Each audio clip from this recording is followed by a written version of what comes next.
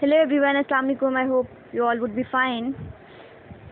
किसी ने एक क्वेश्चन ड्रॉप किया था जो कि काफ़ी इंटरेस्टिंग है और काफ़ी रिलेटेबल है, स्पेशली आज की सोसाइटी के अंदर जहाँ पे we see in a digital age mass media का बहुत इम्पैक्ट है हमारी लाइफ पे। It influences our behaviours, our mindsets, our lifestyle. So एक क्वेश्चन था that does the violence in TV programs encourage people to commit crime?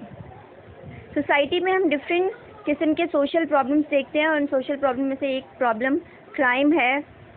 आप street crime की बात कर लें या आप डिफरेंट तरह के क्राइम की बात कर लें, आपको अपने माशरे के अंदर किसी ना किसी तरह से किसी ना किसी फॉर्म में क्राइम ज़रूर नज़र आ रहा होता है। और इसीलिए फिर सोसाइटी के अंदर सोशल कंट्रोल के डिफरेंट एजेंसीज़ भी बनाई जा रही होती हैं ताकि इस क्राइम को ख़त्म नहीं तो एटलीस्ट इसे कम किया जा सके, रोका जा सके, रेजिस्ट किया जा सके।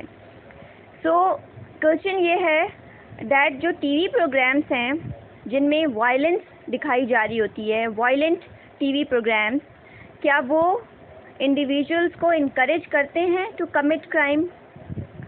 अच्छा, इस वीडियो को स्टार्ट करने से पहले I would request you all कि डिस्क्रिप्शन में 2 लिंक्स मौजूद हैं 2 वीडियोस के, उनको ज़रूर विज़िट कीजिए before watching this video, so that 2 videos would be helpful, more helpful in understanding this concept. आप अगर वो 2 वीडियोस देख लेंगे जिसमें मास मीडिया का रोल बताया जा रहा है और जिसमें एक थ्योरी है, एक अप्रोच है to understand social problems, that is sociological imagination, अगर आप वो 2 वीडियोस को देख लेंगे तो आप इस क्वेश्चन के आंसर को और इजीली अंडरस्टैंड कर पाएंगे। एंड आई होप कि मुझसे अच्छा आंसर आप अपने माइंड में ज़रूर डेवलप कर लेंगे। आपके माइंड में हो सकता है और डिफरेंट पॉइंट्स आ जाएं और देन आपके माइंड में जो पॉइंट्स होंगे उन्हें कमेंट सेक्शन में मुझसे शेयर भी ज़रूर कीजिएगा। सो स्टार्ट लेते हैं first of all bye defining crime. Crime है क्या? क्राइम एक ऐसा बिहेवियर है जो कि क्रिमिनल लॉ को वायलेट करता है, मीन्स डिविएंट बिहेवियर है, that is actually a violation of criminal law. और साथ ही साथ क्राइम एक ऐसा बिहेवियर है जो कि पनिशेबल होता है। अब डिपेंड करता है कि क्राइम कैसा है। कुछ क्राइम्स ऐसे होते हैं जिनमें फ़ाइन चार्ज किया जा रहा होता है, कुछ ऐसे होते हैं जिनमें जेल भेजा जा रहा होता है, और डिफरेंट नेगेटिव सैंक्शंस होती हैं जैसे कि लोगों को फांसी दे देना। ये सारी चीज़ें हैं, ये नेगेटिव सैंक्शंस हैं जो कि क्राइम करने वाले लोगों के अगेंस्ट सोसाइटी में बनाई गई हैं ताकि आप सोशल कंट्रोल को मेंटेन रख सकें और लोगों को क्राइम से एटलीस्ट रोक सकें या इस फैक्टर को, इस सोशल प्रॉब्लम को एटलीस्ट रेजिस्ट कर सकें। सो क्राइम की डेफिनेशन तो हमें समझ आ गई, एक ऐसा बिहेवियर जो कि क्रिमिनल लॉ को वायलेट करता है और जो कि पनिशेबल होता है किसी भी फॉर्म में। अच्छा, लोग जब क्राइम के बारे में सोचते हैं या क्रिमिनल जस्टिस के बारे में सोचते हैं तो हमारे माइंड में हमेशा क्राइम का मतलब आता है वायलेंट क्राइम, यानी कि जैसा टीवी सीरियल्स के अंदर दिखाया जा रहा होता है। मैंने टीवी सीरियल का वर्ड इसलिए ऐड किया क्योंकि क्वेश्चन ही इसी चीज़ के ऊपर है कि जो वायलेंट टीवी प्रोग्राम्स हैं, do they lead to crime? Do they encourage different people in society to commit crime? So जब भी हम क्राइम का सुनते हैं तो हमारे माइंड में वही वाला क्राइम आता है जो कि टीवी सीरीज़ या सीरियल्स के अंदर या ड्रामा या मूवीज़ के अंदर दिखाया जा रहा होता है, वायलेंट वाला क्राइम। बट क्राइम जस्ट वहीं तक महदूद नहीं है, बल्कि क्राइम वाइट कॉलर क्राइम भी होता है जो कि नॉन वायलेंट है, यानी कि जो बड़े बड़े लोग हैं, जो पावर में हैं लोग, जिनके पास अथॉरिटीज़ हैं, जैसे पॉलिटिकल लीडर्स हो गए, अगर वो करप्शन करते हैं, कोई कॉरपोरेट लीडर है, कोई बड़ा फंड मैनेजर है, जिनकी high reward, high profile positions होती हैं, अगर इस तरह के लोग करप्शन करते हैं, डिसऑनेस्टी शो करते हैं, वर्क प्लेस डिविएंस शो करते हैं, सो वो भी क्राइम होता है, लेकिन वो नॉन वायलेंट क्राइम होता है। उसमें आप फिज़िकली किसी को हार्म नहीं पहुंचा रहे, but still that is a crime and that is white collar crime, क्योंकि ये लोग बड़े ओहदों पे, बड़ी पोजीशंस पे फाइज होते हैं। सो क्राइम आपके माइंड में यहाँ आ जाना चाहिए कि 2 तरह का है। एक वायलेंट क्राइम है जिसमें that leads to harm and destruction, injuries, और एक नॉन वायलेंट क्राइम है जो कि वाइट कॉलर क्राइम है, जो वो लोग परफॉर्म कर रहे होते हैं, वो लोग कमिट कर रहे होते हैं जो कि बड़ी पोजीशंस के ऊपर होते हैं, जिनकी हाई प्रोफाइल पोजीशंस होती हैं, जैसे कि करप्शन वगैरह। अच्छा, अगर आप सोशियोलॉजिकल पर्सपेक्टिव की बात करें, अच्छा मैं पर्सपेक्टिव क्यों हर वीडियो के अंदर या मोस्टली वीडियोस में ऐड करती हूँ, क्योंकि पर्सपेक्टिव बेसिकली वो लेंस है, वो व्यू पॉइंट है जिसको यूज़ करते हुए आप सोसाइटी को एग्जामिन कर रहे होते हैं। Perspectives are basically the lens of society. अगर आप इस लेंस को यूज़ करके किसी भी चीज़ को एग्जामिन करते हैं तो आप उसको साइंटिफिकली और अच्छे से अंडरस्टैंड कर सकते हैं। एक सोशियोलॉजिकल पर्सपेक्टिव के अकॉर्डिंग अगर आप बात करें तो क्राइम जो है it is rooted in social structure of society. और ये कौन सा पर्सपेक्टिव है जो मैंने वीडियो में लिंक शेयर किया है, सोशियोलॉजिकल इमेजिनेशन। जब आप उसको पढ़ेंगे सुनेंगे तो आप समझ पाएंगे कि सोशियोलॉजिस्ट ये समझते हैं, जैसे साइकोलॉजिस्ट हर चीज़ को इंडिविजुअल बेसिस पे एक इंडिविजुअल स्केल के ऊपर एनालाइज कर रहा होता है, सोशियोलॉजिस्ट हर चीज़ को सोशल फैक्टर्स से रिलेट कर रहा होता है। एक पर्सपेक्टिव जो ये कहता है कि crime is rooted in social structure of society, यानी कि पावर रिलेशंस, जो लोग पावर में हैं और सोसाइटी के स्ट्रक्चर के अंदर क्राइम रूटेड हुआ है। ये एक स्ट्रक्चरल अप्रोच है बेसिकली, जिसके थ्रू आप डिविएंस को और क्राइम को अंडरस्टैंड कर सकते हैं और आप मोर अवेयर हो सकते हैं कि जो मोस्ट पावरफुल या फिर मोस्ट डोमिनेंट मेंबर्स हैं, चाहे वो रेस के हिसाब से पावरफुल हों, क्लास के हिसाब से या जेंडर ग्रुप के हिसाब से, उनके पास क्योंकि इकोनॉमिक, पॉलिटिकल और सोशल पावर होती है तो वो खुद को बचा लेते हैं किसी भी किस्म की पनिशमेंट से। मीन्स इस पूरे ओवरऑल पैराग्राफ का ये मतलब है कि सोशियोलॉजिकल अप्रोच ये कहती है कि क्राइम सोसाइटी के स्ट्रक्चर के अंदर रूटेड हुआ है, सोसाइटी के स्ट्रक्चर में मौजूद है। स्पेशली जो लोग पावर के अंदर हैं, जिनके पास ज़्यादा डोमिनेंस है, चाहे वो रेस के हिसाब से हो, क्लास के हिसाब से हो या जेंडर के हिसाब से हो, जो डोमिनेंट ग्रुप्स हैं सोसाइटी के, वो क्राइम कमिट कर रहे होते हैं या इसको प्रमोट कर रहे होते हैं। बट वो लोग अपने आप को सिक्योर कर लेते हैं, अपने आप को पनिश वगैरह से बचा लेते हैं। और इसकी बहुत सी मिसालें आप खुद अपने माइंड में इस टाइम रिलेट कर पा रहे होंगे, आप जिस भी सोसाइटी से बिलोंग करते हैं। ये एक बात हो गई सोशियोलॉजिकल पर्सपेक्टिव की। अब हम आते हैं मेन कंटेंट के ऊपर। तो मेरे माइंड में जो पॉइंट्स थे, जो मुझे लगा कि ठीक है और मैं जिस चीज़ से रिलेट करके इस चीज़ को आंसर करूँगी, वो मेरे पॉइंट्स हैं। अगर आपको ठीक लगें तो आप कमेंट सेक्शन में अप्रिशिएट कीजिएगा। अगर आप कुछ एडिशंस करना चाह रहे हैं या अगर आपको ऑब्जेक्शन है तो ज़रूर डिस्कस कीजिएगा, शेयर कीजिएगा। पहली अप्रोच जो कि मैंने डिस्क्रिप्शन में लिंक ऐड किया है वो है सोशियोलॉजिकल इमेजिनेशन, जो ये कहती है कि एक इंडिविजुअल अगर कोई प्रॉब्लम फेस कर रहा है, किसी सिचुएशन में है, किसी बिहेवियर पैटर्न को फॉलो कर रहा है, तो उसके पीछे उसकी इंडिविजुअलिटी नहीं है, बल्कि उसके पीछे डिफरेंट किस्म के सोशल फैक्टर्स हैं जिनकी वजह से वो एक चीज़ के अंदर इन्वॉल्व होता है। मिसाल के तौर पे अगर मैं कहूँ आपसे कि आप क्राइम को एक्सप्लेन करें in the framework of sociological imagination perspective, तो आप इस तरह से कह सकते हैं कि एक सोसाइटी के अंदर हो सकता है अनएम्प्लॉयमेंट है। मिसाल के तौर पर अनएम्प्लॉयमेंट है, एक बंदा पढ़ा लिखा है, उसको जॉब नहीं मिल रही, उसको अपने एक्सपेंडिचर्स को बेयर करना है, तो वो क्या करेगा, वो शॉर्टकट अपनाएगा, फिर वो क्रिमिनल बिहेवियर में इन्वॉल्व हो सकता है। क्योंकि उसको सीधे तरीके से कोई चीज़ नहीं मिल पा रही है और उसको अपने एक्सपेंडिचर्स को बेयर करना है। He needs to run his family. एक और मिसाल है फिस्कल क्राइसिस। फिस्कल क्राइसिस का मतलब होता है जब आपकी हुकूमत के पास, आपकी म्यूनिसिपल गवर्नमेंट्स के पास इतना पैसा नहीं होता कि वो आपको फैसिलिटीज़ प्रोवाइड कर सके।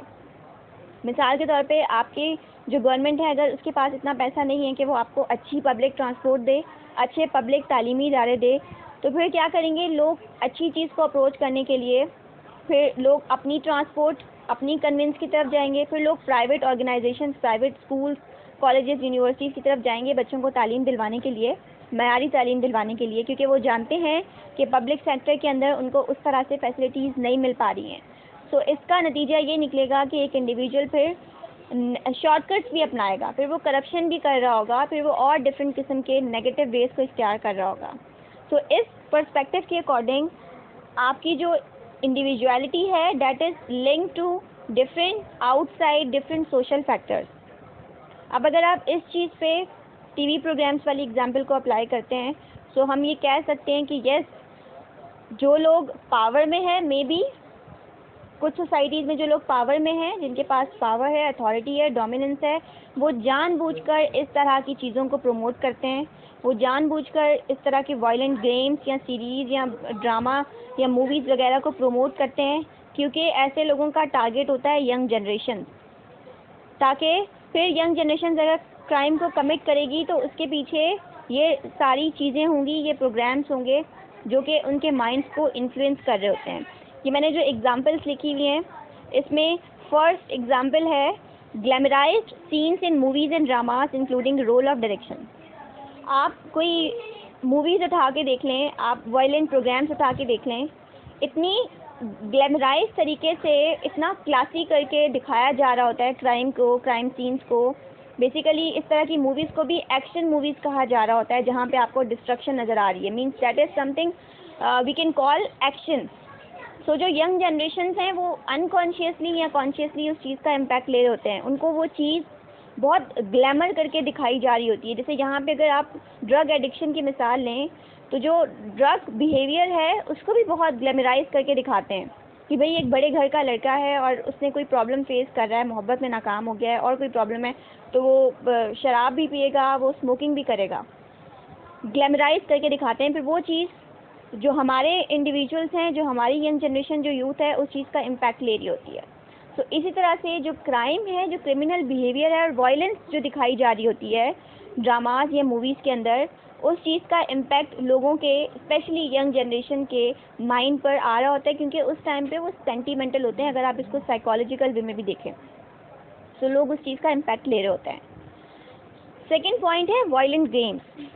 पाकिस्तान के अंदर पबजी अगर बैन की गई तो उसके पीछे क्या रीज़न्स हैं? आप कहीं पर देखेंगे कि सुसाइड केसेस हो रहे हैं, बहुत लोग उसके अगेंस्ट भी गए कि भाई जॉब अपॉर्चुनिटीज़ और डिफरेंट चीज़ें, लेकिन मेन मोटिव क्या था? अगर कोई ऐसे, फिर आपने एक ब्लू व्हेल गेम जो कुछ अर्से पहले आई थी, ये चीज़ें, ये मिसालें हमें दिखाती हैं कि यस, इस तरह की जो चीज़ें हैं ये लोगों के माइंड्स के अंदर इम्पैक्ट डाल रही होती हैं। आपको कौन बता रहा है? जैसे अगर आप स्टैंडर्ड ऑफ ब्यूटी की मिसाल के तौर पे बात करें, आपको सोसाइटी बता रही होती है। मैंने एक पोस्ट देखी थी कुछ अर्से पहले, दैट एक क्वेश्चन था कि मेल्स जो हैं, जो लड़के हैं सोसाइटी के अंदर, वो मेकअप के बगैर इतने अच्छे क्यों लगते हैं? तो नीचे किसी ने आंसर किया हुआ था, क्योंकि उनको सोसाइटी ने ये बात बोली हुई है कि मेकअप के बगैर लड़के अच्छे लगते हैं, लेकिन लड़कियाँ मेकअप के बगैर बुरी लगती हैं। हमें हर चीज़ सोसाइटी बता रही होती है। आपको कैसी बॉडी बनानी है, आपको जिम जाना है, आपका कलर, आपका कॉम्प्लेक्शन जो है वो फेयर होना चाहिए। फिर लोग इंजेक्शन, स्टेरॉइड्स, पता नहीं क्या क्या लगा रहे होते हैं, ब्यूटी क्रीम्स, ब्यूटी प्रोडक्ट्स, इनकी सेलिंग इतनी क्यों हो रही है? क्योंकि हमें सोसाइटी, हमारा मीडिया बता रहा होता है कि कौन सी चीज़ एक्सेप्टेबल है।